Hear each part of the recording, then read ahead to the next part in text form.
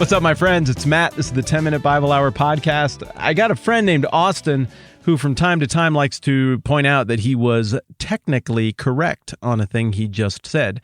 And then he always gets this little giggly, snarky smile, and he's like, which is the best kind of correct? And of course, he's being tongue-in-cheek, wink, wink, nod, nod. Nobody likes the pedantic, that was technically right guy. And so he's making fun of himself, and he's perfectly self-aware, I assure you. But we're not always totally self-aware, as we've discussed several times over the last few episodes. And from time to time, we do talk ourselves into believing that being technically correct is the best kind of correct, when really technically correct is probably actually the smarmiest, least useful kind of correct. And it causes us to roll our eyes when other people try to get us on those kind of technicalities. And the reason that technically correct is such an obnoxious thing is because we can all tell it violates the spirit of the point. It violates the intent of whatever thing we're debating or discussing in order to get away with something. It's slick. And that's exactly what we're running into here in Matthew chapter 19. Jesus gives a big, long speech. People like it, even though it's very demanding. They follow him across state lines into Judea. The Pharisees show up and they want to wreck the whole beautiful thing. And so they hit him with some stupid, are you going to be technically correct or not question? And they ask, is it lawful for a man to divorce his wife for any and every reason? And then, as we discussed yesterday, Jesus baselines the expectation for gender roles in marriage and what everybody in the crowd would have been expecting at this point in history. And he replies, haven't you read that at the beginning the Creator made them male and female and said, for this reason, a man will leave his father and mother and be united to his wife, and the two will become one flesh. So they're no longer two, but one. Therefore, what God has joined together, let man not separate. And as we discussed yesterday, there's always two things you can do with a passage like this that just happens to overlap with hot button issues of the day. Thing you can do, number one, is exclusively deal with hot button issues of the day. But this has not been a historical hot button issue passage. If we made a heat map with no color representing no controversy over this passage at all, green representing light, and orange and red representing heavy controversy, and then we put it into GIF form and just scrolled all of Matthew. Here's all of the different chapters all lined out, and we're going to scroll 2,000 years of history, and we'll see which ones pop as being hot and controversial. Pretty much Matthew 16 and Peter's confession of Christ, that one's going to be pretty hot from at least 1500 on, probably quite a ways before that as well. But other things are going to come and go. And at the very, very, very, very end of the cycle of that little GIF, you're going to see one little poof of orange or red on this passage here. For most of history, this one's been pretty tame. And that brings us to the second option that we have when we get to a passage like this, which is instead of enslaving the passage to current controversies, you instead think about it in its original context. And here, I think it's beautiful.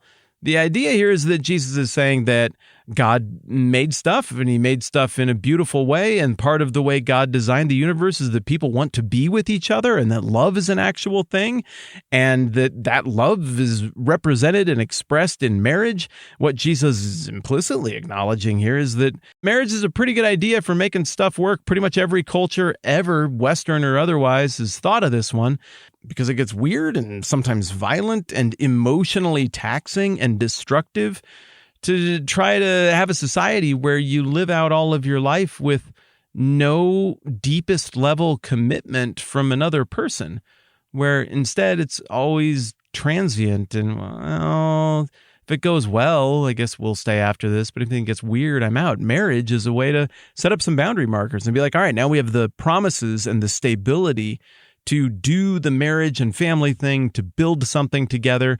And even if we do stupid crap or hurt each other, we still got these vows and we can stand in and we can figure this thing out and mend broken hearts.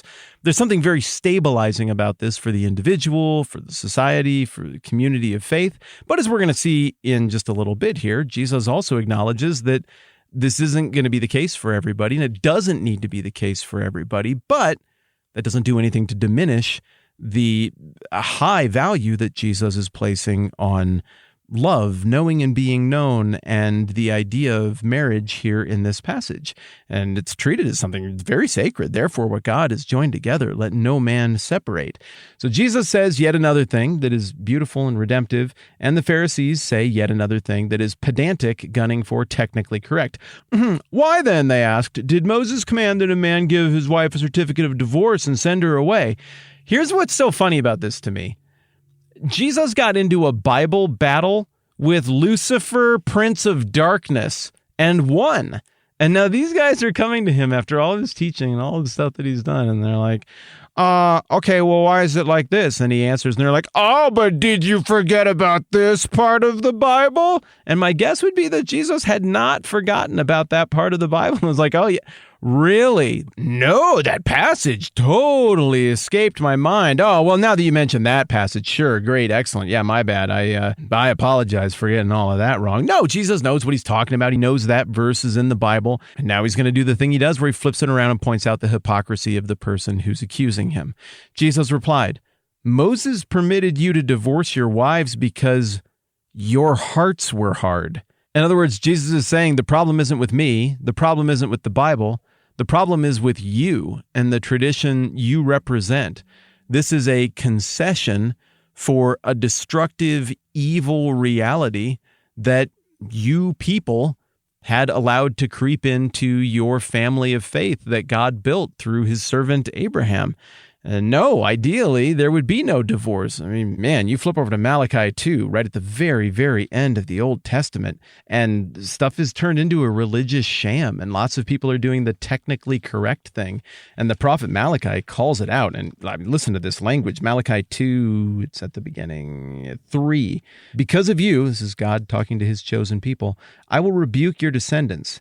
I will spread on your faces the offal from your festival sacrifices, and you will be carried off with it. Oh my goodness. That is withering. One of the things that he then goes on to list on a long list of stuff that his people are getting wrong is divorce. And starting in verse 13, he talks about this lousy attitude that the people were having toward their wives and this exploitative mentality they held toward their wives. Starting in verse 13, it says, another thing you do, you flood the Lord's altar with tears. You weep and wail because he no longer pays attention to your offerings or accepts them with pleasure from your hands. You ask, why? Is it because the Lord is acting as the witness between you and the wife of your youth? Because you've broken faith with her, though she's your partner, the wife of your marriage covenant? Has not the Lord made them one in flesh and in spirit? They're his. And why one? Because he was seeking godly offspring. So guard yourself in your spirit and don't break faith with the wife of your youth. I hate divorce, says the Lord God of Israel. And I hate a man's covering himself with violence as well as with his garment, says the Lord Almighty. So guard yourself in your spirit and do not break faith. Wow! Such potent language from God saying exactly what he thinks about divorce. He doesn't like it. He really doesn't like it. And at this point, again, I know there are some of you who are divorced, tons of you who are divorced, and your heart hurts over that. And whatever it was, you can't do anything about it now. It's a mess.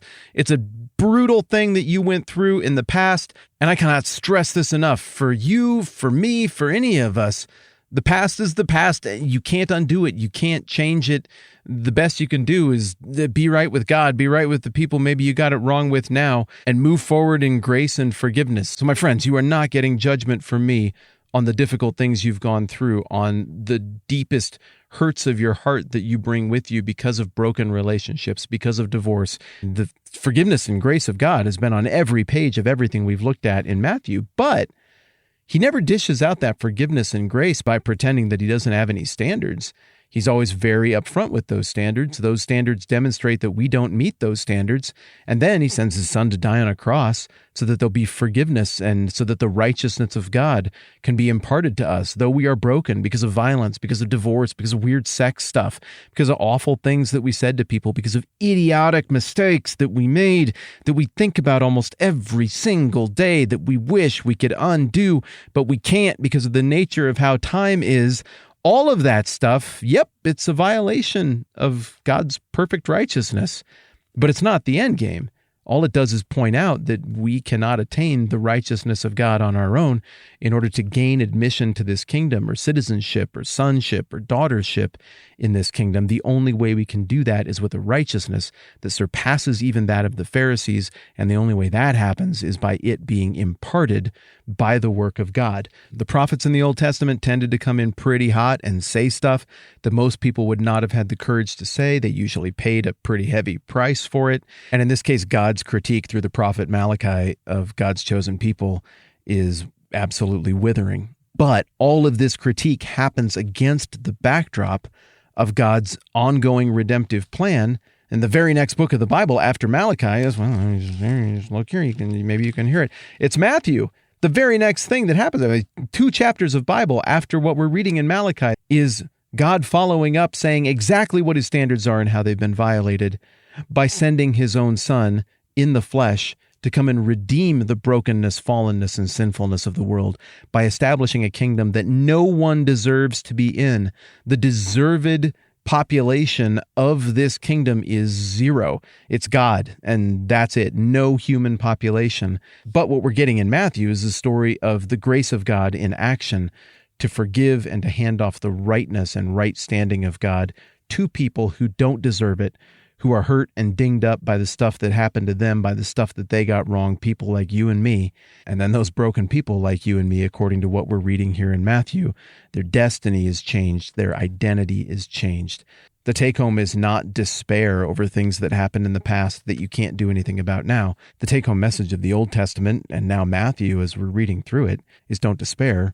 Turn to Jesus, whose burden is light and who has unending compassion and forgiveness. There's no way we're getting all of this done today. I don't know if this is a good point to break or not, but we're going to hit pause there and pick up right where we left off next time around. I'm Matt. This is the 10-Minute Bible Hour Podcast. Let's do this again tomorrow.